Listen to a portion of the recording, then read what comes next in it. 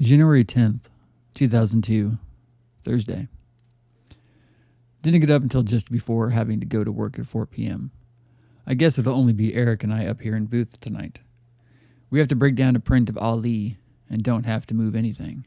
Eric watched our print of Orange County last night, but we'll probably run it again so Mr. Quint and I can watch it. Interesting story.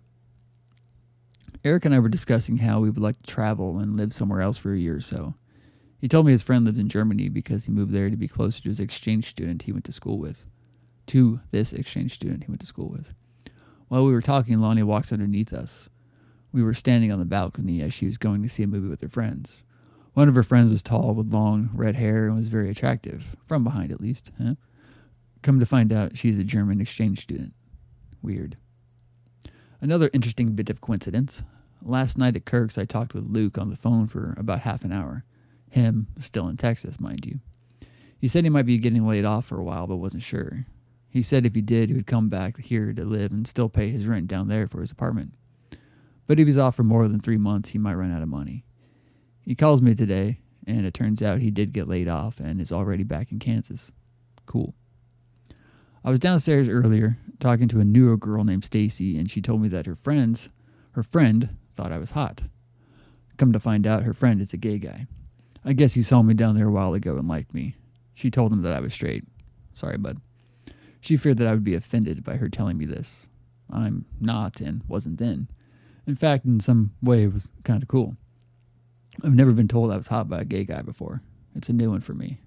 I told Eric this, and he just laughed. I thought about Erilyn a lot today. Tim left me a voicemail, and I still have the voicemail from her on there, and I listened to it. Plus, last night I read over the entry from the night her and I spent together. Last night I finished reading Rollins's Black Coffee Blues. I really enjoyed it. His 124 Worlds was great, as well as his 61 Dreams. Once again, I'm going to try and log all of my dreams.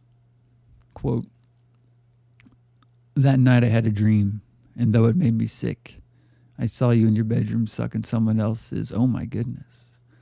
Sublime song, let's go get stoned. I have too many things to do right now. Too many things I want to do, I should say. And it's true that most of them I don't even put effort into. Here's the list of things I'm working on, Here's the list of things I'm working on / wanting to work on. Halcyon 51st screenplay. Halcyon 51st novel. 1014 The Epic Saga screenplay. 1014 The Epic Saga novel. The Willow Tree adapted screenplay. It's Always Tuesday at My House journal. 6 in 87 book of short stories and prose. Fleeting Glimpse dream journal. Movie mistakes book of, movie mistakes.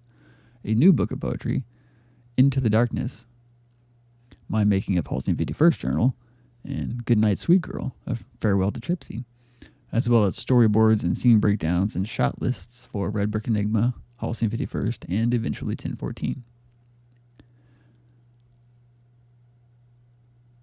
Work went by rather fast, but boring nonetheless.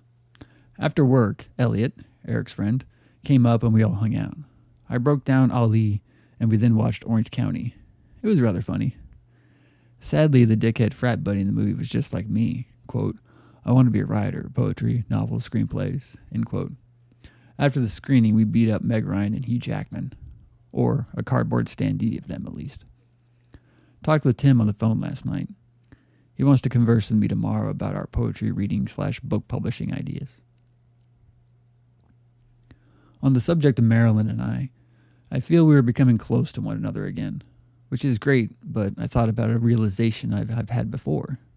When thinking about my future with Marilyn, my possible future, and if someday we get married, I fear we would turn into my parents. Me wanting more from my life and ignore her and act as if she is holding me back. Her growing a contempt towards me and being a hypochondriac like my mother. I don't know. This is the major deterrent of settling down. Sighs.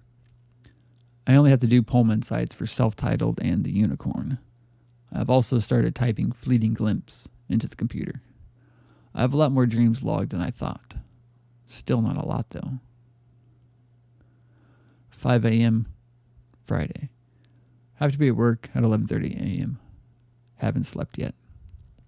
End quote. And if your head explodes with dark forebodings too, I'll see you on the dark side of the moon.